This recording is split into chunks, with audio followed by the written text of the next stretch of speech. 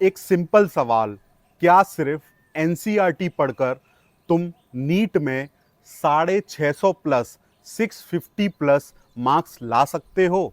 तुमने यूट्यूब पे सुना होगा, सिर्फ एनसीईआरटी से सिलेक्शन हो जाता है। कुछ लोग बोलते हैं 650 के लिए एक्स्ट्रा बुक्स ज़रूरी होती हैं। तो सच क्या है?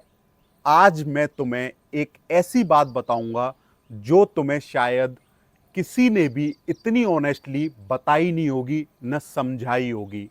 और वीडियो के एंड तक तुम्हें खुद ये बात समझ आ जाएगी कि तुम्हारी स्ट्रेटजी कैसी होनी चाहिए और कैसी नहीं होनी चाहिए।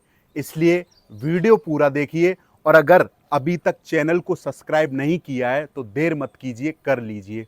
सबसे पहले एक फैक्ट, नीट के 90 से 95% बायोलॉजी के डायरेक्ट क्वेश्चंस एनसीईआरटी से उठाए जाते हैं।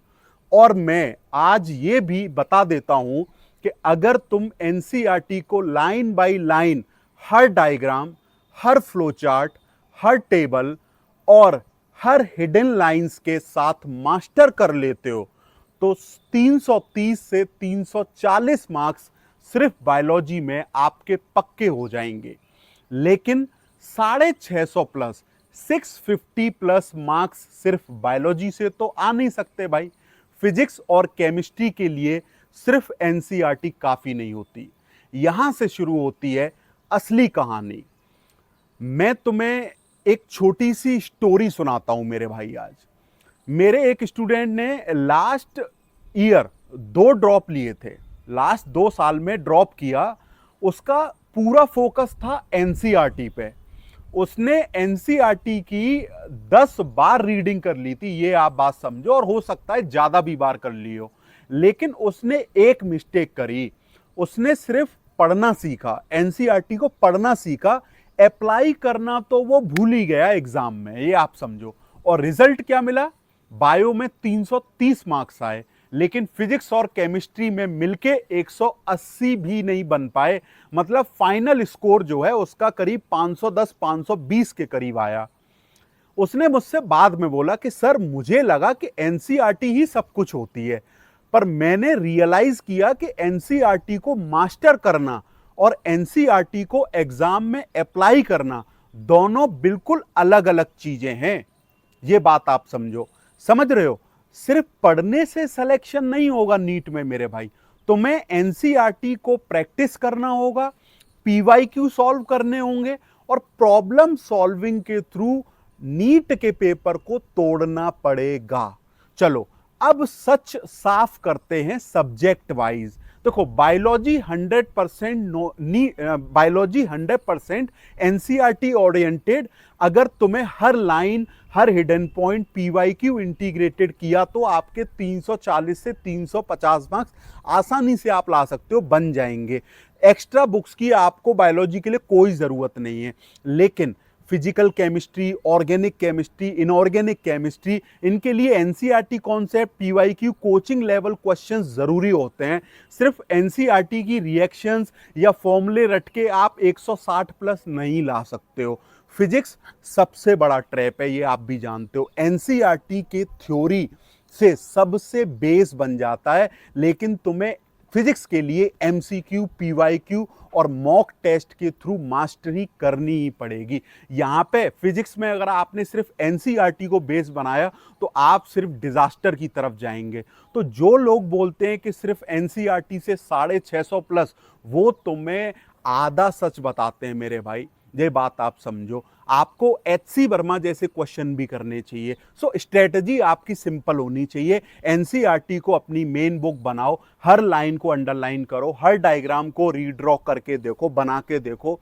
पीवाईक्यू को कंपास बनाओ अपना, हर चैप्टर सॉल्व करो, उसके 10 साल तक के पीवाईक्यू सॉल्व करो। देखना कि एनसीईआरटी के कौन से पॉइंट बार बार रिपीट हो रहे हैं। और मैं अपने यूट्यूब चैनल पे आजकल ऐसी ही वीडियोस डाल रहा हूं, आप चेक कर सकते हो। NCERT hidden point, killer points. Mock test को माइनर टेस्ट की तरह बनाओ ताकि तुम्हें पता चले कि तुम कहां गलती कर रहे हो।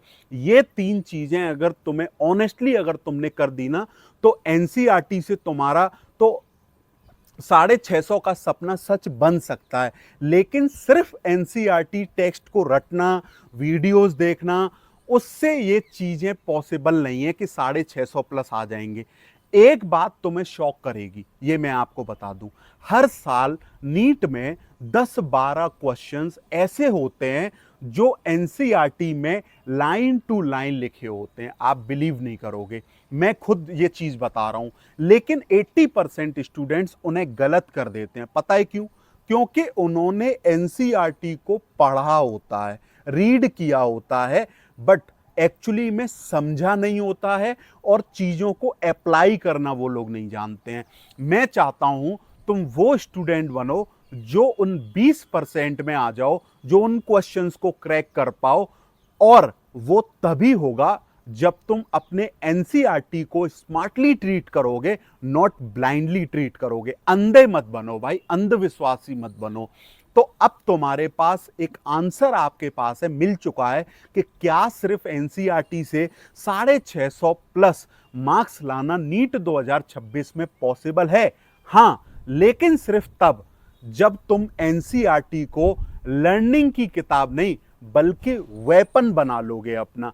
PYQ, mock test, smart practice के साथ अगर आप चीजें करोगे तो पॉसिबल है। और अब चॉइस तुम्हारी है, चॉइस तुम्हारी है। तुम एनसीईआरटी को बेस बस एक सिलेबस बुक समझोगे या अपने एमबीबीएस का टिकट समझोगे, ये बात आप समझो। अगर तुम्हें आज से एनसीईआरटी को सीरियसली वेपन की तरह अगर आप ट्रीट करने का डिसाइड कर रहे हो ना, तो कमेंट में लिख दो कि I will master NCERT, I will master NCERT, I will master NCERT. और अगर तुम चाहते हो कि मैं तुम्हें एक डिटेल्ड वीडियो बनाऊं सिर्फ बायोलॉजी की एनसीईआरटी हिडन लाइंस पर, नीट में जो रिपीट होती हैं, हालांकि मैं अपने यूट्यूब चैनल पर आजकल ऐसी ही वीडियोस डाल रहा हूं और आप देख भी सकते हो, विजिट कर सकते हो, तो मैं अगला कंटेंट भी ऐसा ही शूट करता हुआ जाऊंगा, सिर्फ आपके लिए मेहनत करूंगा। पार्थेन बायो के साथ जुड़ जाइए, और अगर जुड़ गए हो तो आपके लिए बहुत बहुत कॉन्ग्रेचुलेशन। तो याद रखना, यहां तुम्हें सिर्फ पढ़ाई नहीं, सिलेक्शन के लिए सोचना भी सिखाया जाएगा कि सिलेक्शन होता कैसे है। उम्मीद करता हूं दोस्तों, नीट एस्पिरेंट वॉरियर के ये वीडियो आपको बहुत अच्छा लगा होगा और बैकग्राउंड भी आपको अच्छा लगा होगा मेरे प्यारे प्यारे गाँव का। सो चैनल को सब्सक्राइब कर लो। वीडियो कैसा लगा? Thank you.